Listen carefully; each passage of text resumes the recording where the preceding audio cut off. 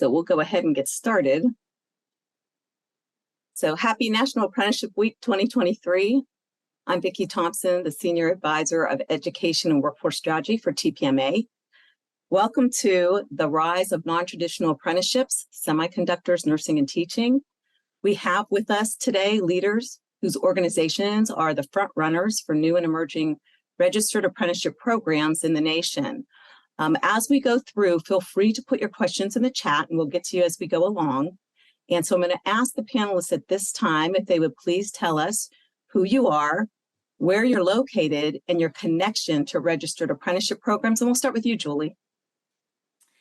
Hi, everyone. Thanks for including me in the great state of Ohio today. My name is Julie Mettler, and I've been engaged in workforce development for over 26 years, the past 7 years as an apprenticeship service provider for the Apprentice Ohio team. This opportunity in my career honestly has been extremely rewarding, from building on past relationships with employers, being directly involved in standing up registered apprenticeship programs in traditional and non-traditional programs here in Ohio. So thanks for having me and look forward to it. Thanks, Julie. Laura, we're going to pass it over to you. I'm Laura McElroy. I'm from Missouri. I'm the director of the nursing program and the surgical tech program here at our college. And I'm fairly new to the apprenticeship programs, but we have registered our apprenticeship program for nursing, which is something that's pretty groundbreaking here in Missouri and something that's really, really needed, especially for healthcare and our clinical partners. So I feel like it's a good thing, and I hope that more colleges will start this process. Thanks, Laura. So do we. Patrick? Thanks, Vicki. My name is Patrick Gillen, and I work for the Semi Foundation. I am the apprenticeship administrator for the SCAN program in Michigan. SCAN is the Semi Career and Apprenticeship Network, kind of like suite of programs that we are putting on in Michigan for the semiconductor industry and employers that are in the semiconductor supply chain. So in that role, I've been working on a team to meet with employers, discuss the benefits of apprenticeship. And as we are getting to the point now where students will be registering courses, things like that, I'll be assisting with kind of the paperwork of the fun paperwork pieces of apprenticeship and all the compliance pieces. And so before this, I was actually working on apprenticeship with Vicki, and prior to that, with some other workforce development nonprofits. So thanks for having me. Thank you for being here. So we're going to jump right in. So apprenticeships are often identified with skilled trades because traditionally that's where apprenticeships started. But that perception is starting to shift because there's realization now that more non-traditional or emerging occupations can be brought into registered apprenticeship programs. So what is important to consider? What do all of you consider important to consider for non-traditional apprenticeship programs to address such things as talent strategies? So we're going to start with you, Laura. For our end, I feel like we wanted students to be very successful, and the nursing program is very rigorous. You're sometimes in class 5 days a week, and when people work full-time jobs, that's not really feasible. So we were hoping to make a system where they got paid to do clinicals so that we could focus back on instruction and teaching and studying. Additionally, our clinical partners were finding that they were constantly searching for people to fill open spots. So it was a win-win for both sides. We're filling those spots and we're decreasing their turnover and we're increasing their retention. And then on our side, we are increasing our retention through the program. People don't have to quit to stay full-time at a position that they don't see a future in. So it was a win-win for us. Yes, Laura, and that's you started off, just so much of it has to do with that learn and earn model, right? Being able to have that really makes a difference, and registered apprenticeship programs speak directly to that. Thanks. Okay, Patrick, on to you. Sure. So I appreciate that you just mentioned that, especially the earn and learn piece. So we definitely have found that that's huge for the actual job seekers that we're talking to, that they're able to earn a living while they're actually going to do this stuff. I think it's a lot to ask. We find it a lot to ask of someone to have the resources to just train without any way to actually support their family while they're doing that. But for us, I mean, we definitely felt that for the semiconductor industry anyway, a few years ago, talking with them, that this was not really an option on the table at all. It just was something that was completely unfamiliar to them. And for us, I mean, addressing the talent shortage, we're expecting to see, many tens of thousands of jobs go. I don't want to say go unfilled, because hopefully they will be filled, but we see that there has to be multiple points of entry into this industry. And so we think that apprenticeship and in communicating apprenticeship to industry is a really good way to start chipping away at that kind of mountain of unfilled jobs. And so for apprenticeship, it's a really great, flexible and equitable tool for people to get into training that they may think is going to pass them by or that they're not a good fit for. And especially, I should mention being in Ohio, which I skipped over. But in Ohio, there's a lot of feelings that maybe this industry is coming and going to leave a lot of people lesser skilled or just, needing to be upskilled into them. And for us, I think that, the apprenticeship is a really great answer for scooping those people up and making sure that they're aware that these are jobs that they can learn how to do. They're well paying and they can learn while they're making money. So. Yes, and thinking about when we talk about not only talent shortages, but the fact that there are more jobs available than there are people, right? Really thinking about then how, registered apprenticeship programs play into that, right? The strategic move of being able to show people that they can advance and that kind of thing by having a registered apprenticeship program. Okay, Julie, you're up. Tell us about how this addresses talent shortages. You're going to talk about teaching, right? Oh, yeah, I am. It's too funny because I feel like I'm looking down through my notes and I'm like, it looks like we're all on the same page. We're discussing, learn while you earn. And I do have some talking points about that in a moment. So I wasn't ready for that part, but I was like, yeah, we're all on the same page. So obviously, Ohio's become one of the leading state approving authorities under the Department of Labor for registered apprenticeships in the country and developing programs for industries such as education, healthcare services, and that's just naming a few. We've definitely gotten outside the, traditional lines of what apprenticeship looks like. This past summer, Apprentice Ohio approved a program for K-12 teachers with the Ohio Department of Higher Education. They looked at other models in the country to address the current and future shortage of educators. In addition, I'm currently working with actually two other entities in the state. One is also for K-12 teachers, and another is using a similar model for early childhood teachers. So education has become a huge need, along with so many others. I definitely can relate when Laura talks about nursing. Healthcare has gotten a huge push here as well. But, these industries, along with all the others, have encountered challenges with the shift in workforce overall. They're embracing this model to attract, train, and retain quality employees through apprenticeship. It's always one of my biggest, I always say, I don't have to sell this program. It sells itself once they realize how, productive that can be for them and their business and the return on investment. But, when speaking with a prospective sponsor, they could be employers, they could be organizations. We have a lot of group models in Ohio. I always encourage them to consider their return on investment of registered apprenticeship. Value placed on the skills and knowledge and the experience of those current workers.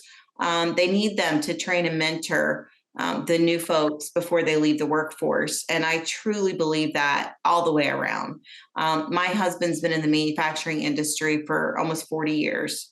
And, he's on that I'm going to retire in a few years, but they're bringing in new folks that need so much training. And, we're talking about a different group of people. They aren't the people that work there for 30 years. They bounce around. They look at quality of life. Any of us that's in workforce, we hear it, we know it.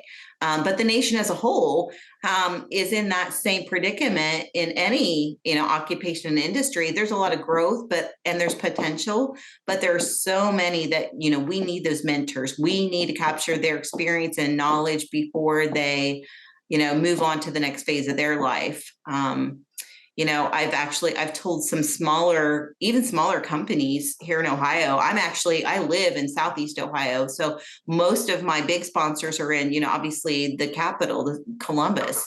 But I've talked to some smaller companies and realizing that some of them just don't have a succession plan. And I said, this is where it fits in because, we can't afford to. I said, you can't afford not to.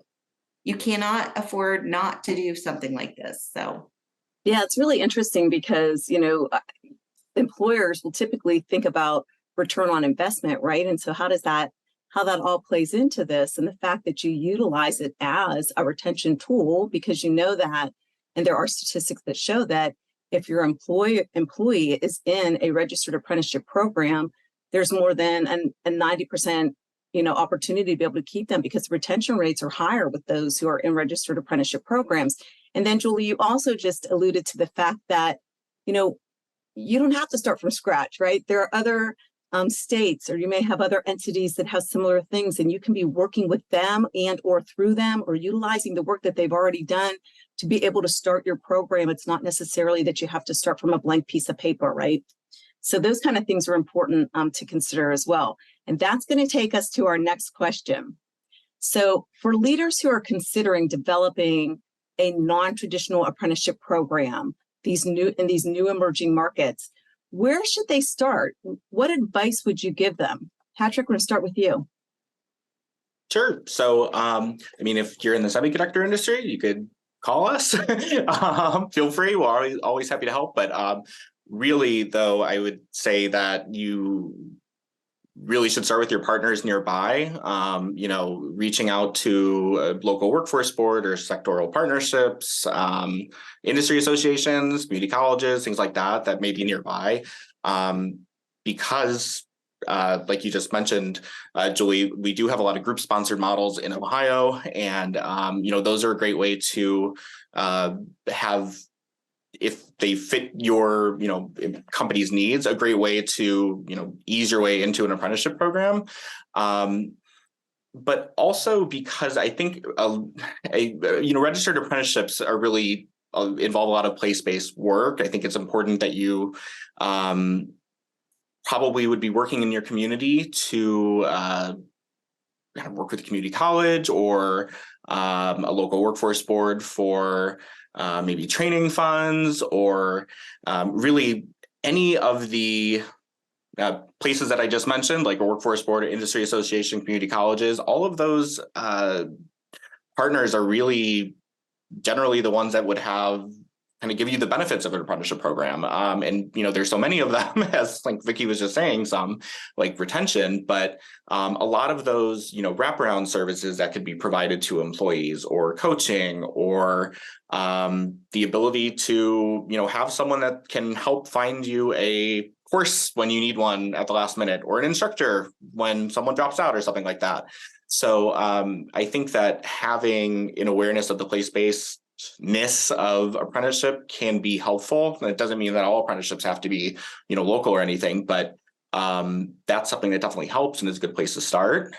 And I would say probably also, if you're an employer and you are not the absolute decision maker, you're going to need to have access to that decision maker or ability to convey your case, because apprenticeship kind of like seems to sometimes scare people off. They think of, I can talk about this, maybe later in the session, but sometimes people are scared of apprenticeship and think, time-based, or, this is committing someone to 4 or 5 years, or, just kind of some different ways of thinking that have been superseded.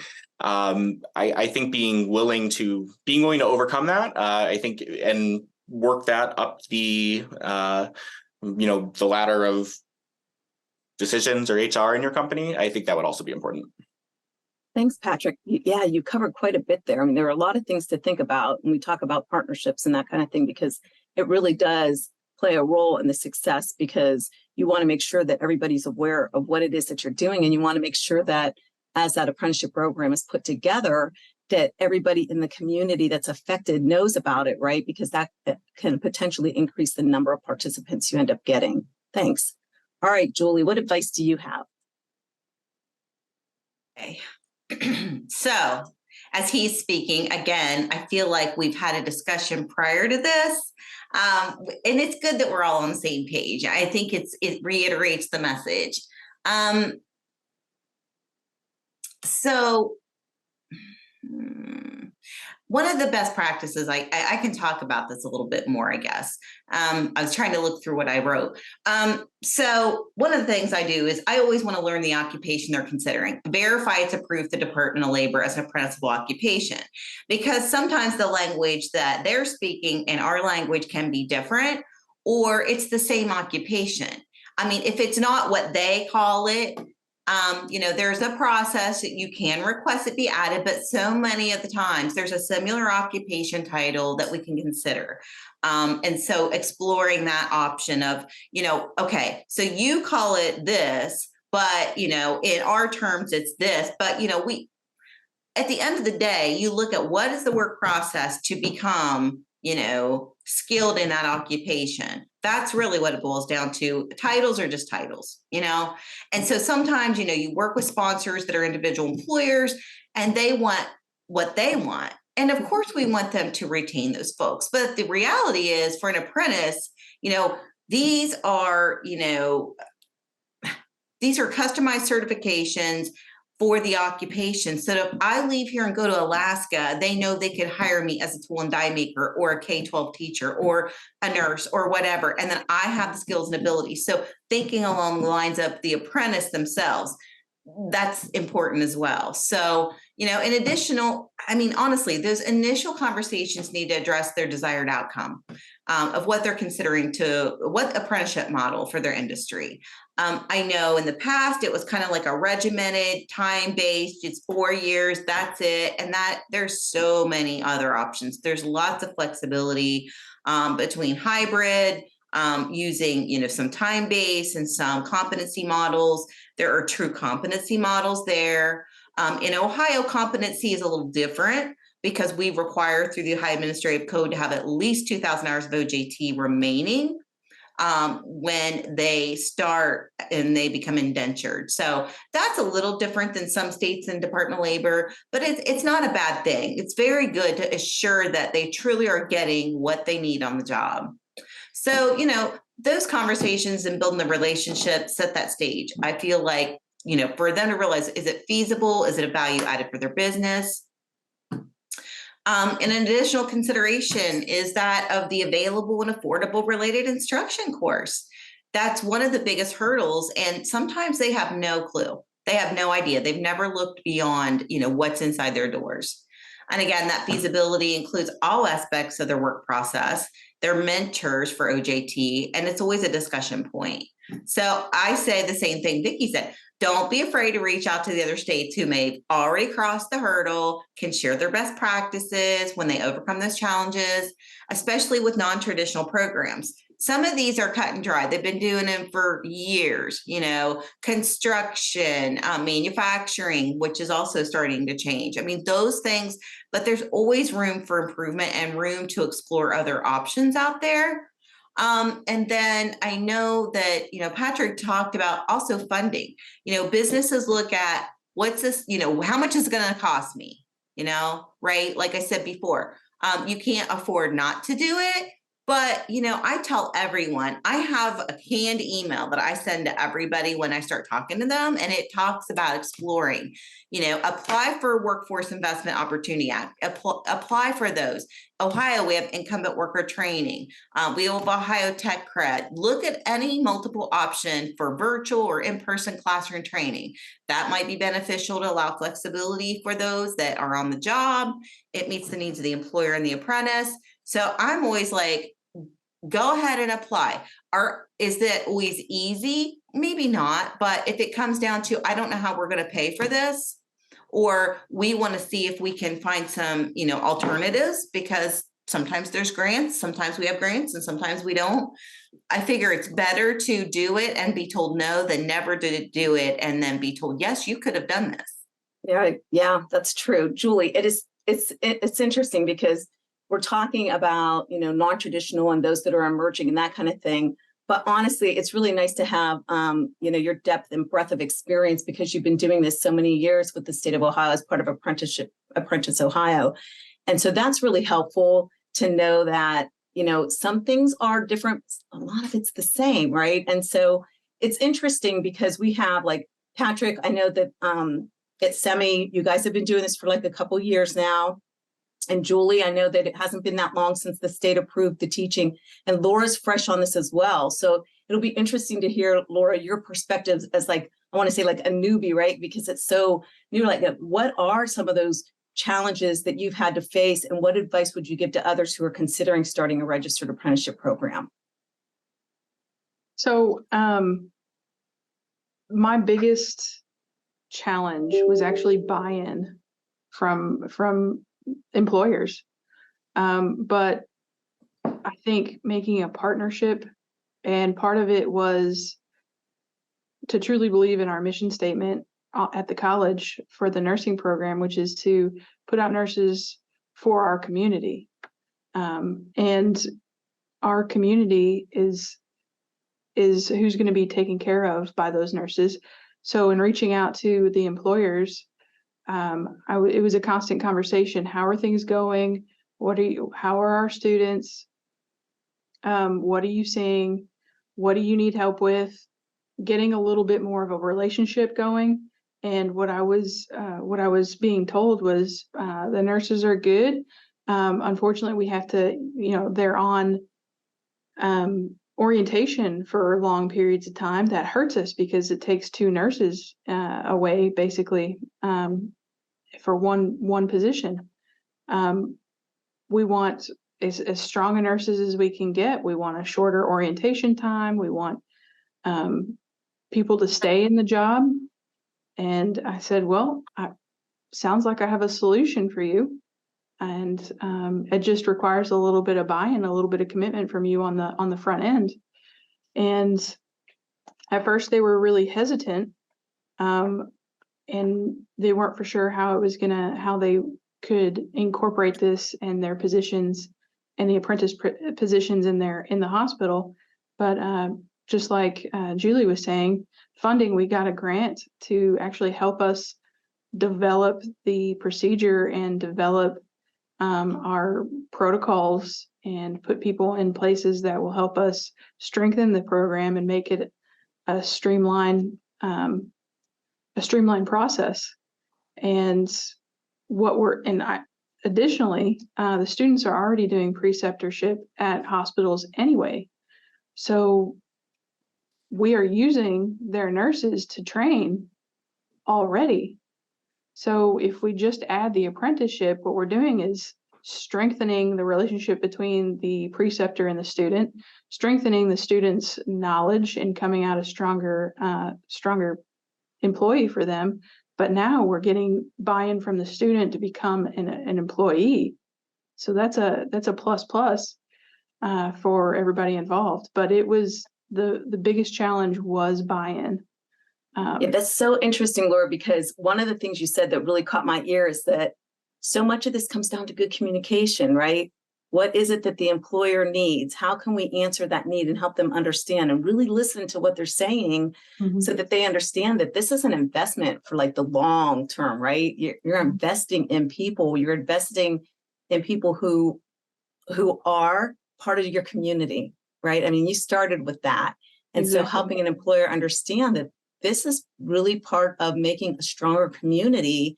And honestly, when you look at registered apprenticeship program as part of, like, an economic development tool, right, that helps you not only retain and expand what you have, but possibly bring in new business, right? Because you do have employers who are committed. You have educational institutions such as yours that are willing to try new things to work with employers to help them to be successful. Exactly. As a student, you have students who sometimes struggle and have to pay bills and have to do this.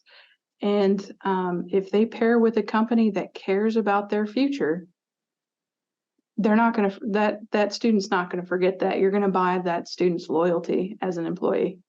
Yeah, that's a really good point. Again, plays to retention, right? And those are one of the things, that's just one aspect of what makes us so beneficial and what employers need to understand. So, and you all started alluding to this, and we're gonna go back to you, Julie, and start here. But what are some of the challenges and opportunities that you faced in developing and expanding the teaching program? And I know you're at the beginning of this as well. So, what kind of road bumps are you having to travel here? Oh, you're on mute. Okay. So it's been an interesting road. I got brought in the beginning, and then, kind of moved the path over to a couple of other staff and management. They even traveled to Tennessee to kind of check out what are they doing down there, because apparently that's the model everywhere you go. I mean, every place I've been to in Ohio to talk about it, they show that whole clip, the national.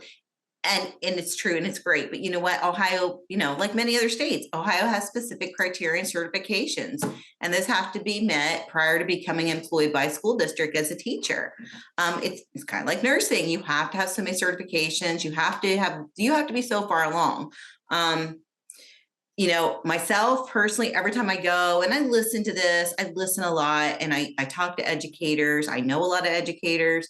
And I look at the landscape now. My grandchildren are in school, and I just say, and again, it's the challenge of who would want to be a teacher right now? I mean, it really is a challenge. And so I think they're looking for another carrot to dangle and say, listen, the health of our nation depends on the education that our current and for future workforce is going to receive. We have to start down here. So, the hours of education in a teaching degree, even for student teaching, we factor that into their credit when those criteria have been met. So that was one of the biggest challenges I think we had. During the development of the apprenticeship, we encountered that challenge for when the apprentice could begin their OJT in the classroom due to that stipulation in the state law. So while there are proposals to change those requirements in state law, those haven't been established yet, and we do differ from other states who've already started utilizing the teaching model, such as Tennessee and other states. But thankfully, we overcame the challenge. We worked through that. Was, again, one of the biggest challenges with the Ohio Department of Education. And when a selected individual can begin their classroom as an apprentice, they get credit awarded for what they've already done and their work-based learning. And so they're not starting out on square one. There won't be a teacher apprentice in Ohio who doesn't already have credit. All of them will.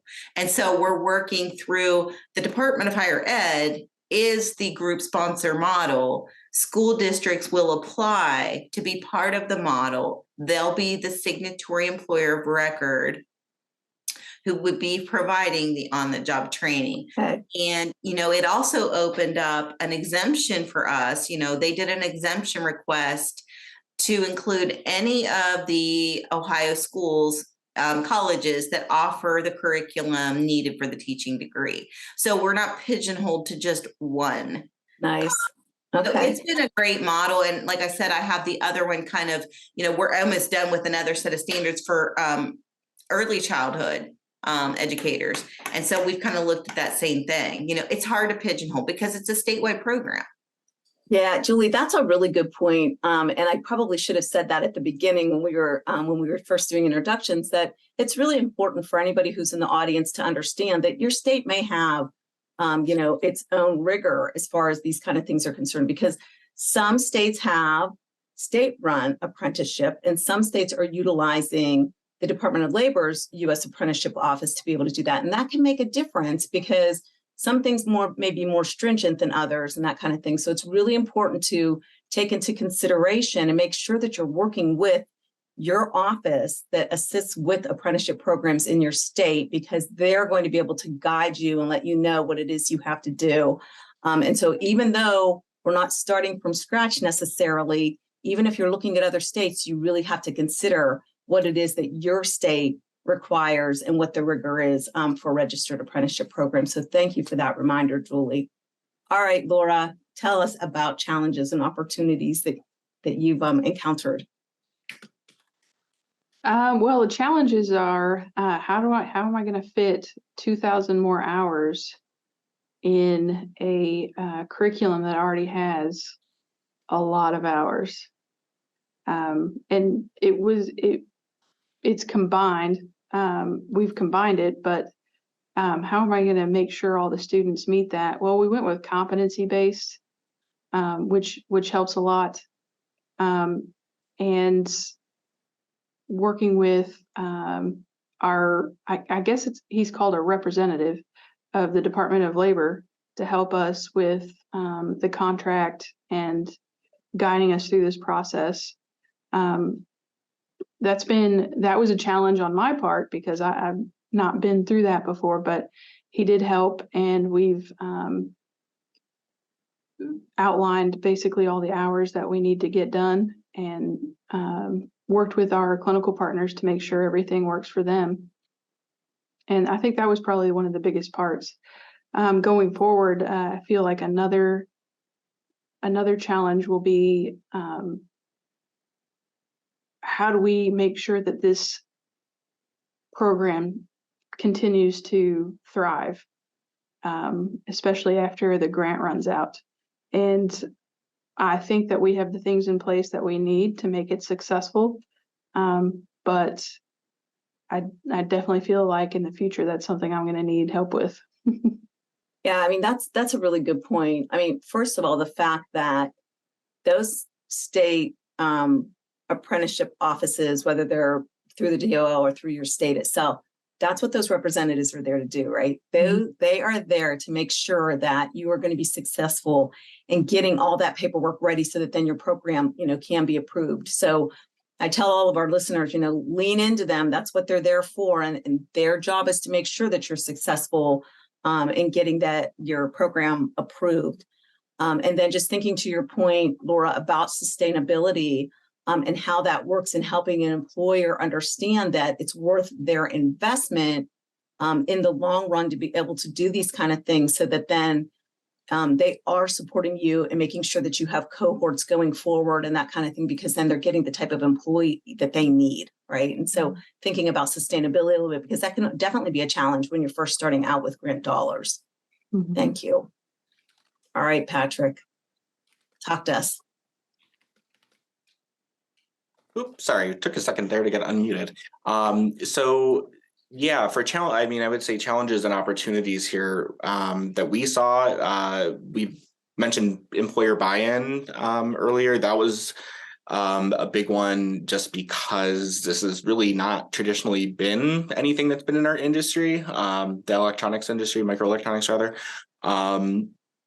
If there's some, like, I would say, legacy registered apprenticeships from like 70s or 80s, like in maintenance or something like that maybe, they had at one point and fallen out of use, fallen out of favor. And now it's time for another one because they need to get that institutional knowledge down into a new set of folks. But I would say that besides buy-in, really the other big challenge that we see, and it's also kind of an opportunity because we're sharing something that a lot of employers are like, wait, really? That's true. Is that is the entire concept of just competency-based apprenticeships in general. I think because I'm familiar with apprenticeships, I forget that a lot of people still think or still have in their head of an apprenticeship of a 8,000 hour, 4 to 5 year skilled trades curriculum, that's really only for maybe electricians, labor, carpentry, things like that. And it's anything but that. I mean, registered apprenticeships are, I don't want to undersell them, but it's kind of just saying the training that you want to do out loud and saying to the to a worker, hey, if you follow this, you do this, you get where we want you to go, we're going to pay you this much. It's not a, it's not the end all be all for that employee. Not once they're done with this program, they've topped out at all they can do at your company. I mean, really, especially competency-based models, give employees a roadmap to advancement in the company, and you could even have stacked apprenticeships. It's nothing's out of the realm of possibility there. So for that, I would say just that was kind of the biggest challenge and opportunity, is being able to correct that misunderstanding and share to people that, hey, this can be a pretty short program if that's something that you're looking for. If you want to, especially if you have existing workers already and you want to upskill them into maybe a more specialized role within your facility, that's a great way to have, especially a shorter term one, because they already have a lot of hours that you're probably looking for. So things like that. I mean, there's just a lot of ways to customize apprenticeship and make it work for what you need it to do. Yeah, I mean, so when we think about challenges too, and some of it goes back to some of the things that all three of you have talked about, but it made me think about three things. One is that when we talk about, making sure that you have everything in place for the on-the-job training piece with your mentor and your related technical instruction, that kind of, you don't have to start from scratch. You may already have some training in place, right? And so that training then add to it to make your registered apprenticeship program. You don't have to start from scratch. And the beauty of a registered apprenticeship program is that it is registered, right? So no matter if there's staff that comes and goes and you're worried about, are we still going to have this training program in place and who's keeping track of it? It's registered, right? So you have a standards of apprenticeship where everything's written down, laid out. So no matter who's in charge of that training knows exactly what it is it has to look like. And then the third thing that made me think about was that as we were talking about partnerships, right, and who needs to be involved in that kind of thing, I always like to list, and then I'm like, I know we're forgetting somebody, right? Because there could be so many partners in place, right? I mean, we traditionally think about the building construction trade unions, right? But if you are in a unionized setting, you want to have union at the table, right? You need to have them at the table. They need to be part of the planning and that kind of thing. And also community-based organizations, depending on what type of registered apprenticeship program you're putting together, you want those community-based organizations to be able to help you be able to feed into that registered apprenticeship program so that you can have candidates. So just thinking about what that whole structure can look like when you talk about what are the challenges that may exist. Okay, so that brings us to our last question, which is, if there was only one thing you hope the people in our audience today learn or do as a result of our conversation, what would it be? But I'm going to open that up because I know sometimes one isn't enough. Maybe you have two. So we're going to go ahead and start with you, Laura. What do you want to tell the listening audience? I would say that dream big, really, and that it's not impossible. Everybody foresees like, well, this is a roadblock, and you can get around roadblocks.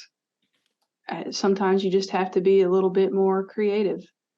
And I think that's something that has always been with me. I don't like to be told, well, we can't do it because that's the way we've always done it, or we can't do it because, we don't have the job description, or I was like, well, make the job description. Let's get creative. Let's make it work for us. It is changeable. Things are changeable. We should adapt to our environment and keep moving forward. And that is why you're leading the charge there at your college in Missouri. I mean, that's exactly the attitude that it takes, right? That can do, the possibilities, working outside the box, pulling the people together that need to make the difference. Thank you, Laura. All right, Patrick. Yeah, I mean, to limit it to one, I mean, I think that if your company is interested in registered apprenticeship, I think that it's a really great opportunity to retain current talent and get new talent. I mean, it sounds like that's like the number one cited statistic maybe for a registered apprenticeship, but it's true, and I've it's true. Point blank. I mean, people that get hired in stay longer, they learn more, they do more. And part of it, and this is really what the one thing was, is that it's a great way to map the career pathways within your company and for your employers, or excuse me, employees, showing them the opportunity for advancement. And when you're an employee, if it's almost like if there's a saying, something like, by the time you decide to quit, you decided to quit months ago or something like that. Checked out. And it's like being able to have someone see where they're going, understand what they want, and they signing up for this program or signing up for a registered apprenticeship program and seeing the wage advancements that they'd be able to get through the program, having a portable credential, all that. It just makes much more committed. It gives you a more committed workforce that is invested in your success, just like you're investing in their success. So I think that's just the most obvious benefits are also some of the best benefits. I mean, yeah.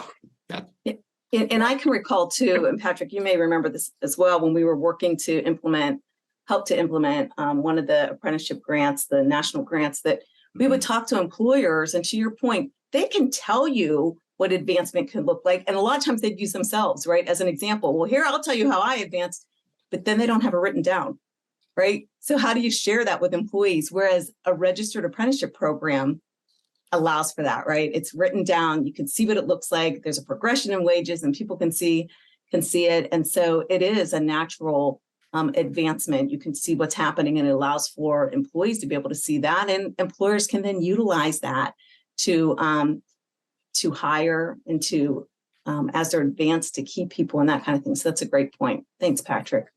All right, Julie. So yeah, again, here we are. So Ohio is the home of innovation. We are the home of innovation. The Wright brothers are from Ohio, but I always embrace that, and we're also, along with the opportunity, you think about it that way. I personally embrace that when I discuss the benefits of registered apprenticeship with prospective sponsors. So in terms of thinking that way, I believe the one takeaway is to have the opportunity to encourage career coaches, in high schools, and those folks that are talking to those kids that are trying to decide on their career path. I was once told, and I've stuck with this, what's your choice when you walk out that door? Are you enrolling in school for an education? Are you becoming employed, or are you enlisting in the military? It's like, which one of these three are you doing? And, sometimes they get that, I don't know, so this is another option for them to think about. For sure. It's definitely to talk with them. Employers, job seekers, registered apprenticeship is such a valuable opportunity for the workforce as a whole. So anyone that's looking for their first, next, or different job may feel their only choice is to obtain a degree. And I'm not opposed to education. I have a college education. But I can tell you most of my experience is from experience in the workforce, not from what I took in college 5,000 years ago. That's a joke, but it's been a while. But this learn and earn method model of apprenticeship, and gives them the options for a rewarding career without the burden of the college debt. It's gaining popularity. Less folks are going to college now because they're able to get a good job and get trained on the job. So, and again, utilizing registered apprenticeship to upskill their current employees shows the investment a company is willing to make. Not only their internal structure, but also the marketability of their business to showcase their talent. So if there are folks on this webinar that are in business or talking to business, their bottom line is what they look at. How much better can you market than your people? Your business is only as good as your people. So if you have a wonderful product and you can market it all day long, but if you have no one to produce the product, and I don't just mean product, I don't just mean a tangible product. Look at students, look at nurses. The quality is in the people. So it's a good investment. The other thing I want to say, and I've been saying this a little more lately, and again, it's not about, colleges are awesome, they are, but they're having to change the way they think. They need to better align their course offerings to meet the demand of industries today. A degree is not always what someone needs to be successful. So we're seeing more industry-based training, things that, they're changing a little bit and redirecting their focus to what can we offer those in our community. You look at, even in Ohio, the community colleges have really started to expand outside of the traditional degree programs. Yep. So I kind of feel like that's where we are. I said it in a long, sentence paragraph, but that is the one thing that I think is a good takeaway. It's an investment. Yeah. And I think, well, thank you, Laura. I mean, that's really important is that, really thinking differently. I mean, we're talking about, today's all about being more non-traditional, right? Talking about these emerging markets and the way that we are then addressing those. And so even talking to that, it doesn't have to be one or the other, right? It doesn't have to be, I'm getting into a registered apprenticeship program or I'm going to college. I mean, we're seeing a blend just from even what Laura's been talking about. And even in the teaching, right? It's like, it's a blend, right? There's a braid going on there that allows for the success and allows for the education to happen and that type of thing, and for the expertise to come into play. And so we are seeing registered apprenticeship programs that look very different than what traditional registered apprenticeship programs look like. And even to the point of Patrick talking about how it doesn't have to be what used to be known as the other 4-year degree, right? Like if you do competency based, it's going to be based on what that person knows and then them moving along in their advancement in a quicker manner. So, okay, that brings us to the end here. So I'm going to open it up. So if anybody has any questions, go ahead and put those in the chat. And in the meantime, I am going to thank each of you. Laura, I really appreciate you talking to us about nursing and what you're doing there at your college in Missouri. This is really an emerging market. I mean, when I started looking at who can I talk to, I have to tell you, I'm going to be honest with you that when I was looking at the Department of Labor to see what was out there and who I could contact, there are some who are no longer doing it, right? They're not doing the right, like already, like they started, but they're not. And for whatever reason, that wasn't best for them. So they've decided not to do registered apprenticeship programs. But, you're seeing how that can be successful. And you've talked to employers to make sure that that's going to be successful and it meets the needs of your community, right? And then, Julie, there's been so much talk for such a long time about teacher and how do you make that work? And how does that get into licensure and all that kind of thing? And so being right at the beginning of all that and working with the educational institutions and who it is that's sponsoring and making sure that everybody's going to get what they need for teaching. And we're probably going to have to come back and talk to Laura and Julie in like 6 or 8 months and say, where are we now? Like, what's happening now? How has it grown? How's it going? Just to catch up. And Patrick, you all have been doing it now for a couple of years, right? And obviously you're seeing that things are working out well because it's part of the whole education process, right? It's a piece of it. So it's not like just a standalone, it's like a piece of the whole education. And so, really learning from you all about, these emerging markets. And I really appreciate everybody's time. And I think we've learned a lot today, and don't think you're getting away just because we're at the end of our webinar, because we have your contact information. And as people reach out to us, we'll probably be reaching out to you. So I appreciate you making yourselves available, and I appreciate the knowledge that you shared with us today and your expertise. Thank you so much for joining us. Oh, thank you. And thanks for all the great questions and getting a chance to share this stuff. So thanks. Happy National Apprenticeship Week, and thanks for being part of it with TPMA. We appreciate you. Thanks all. Take care. Bye-bye. Bye-bye.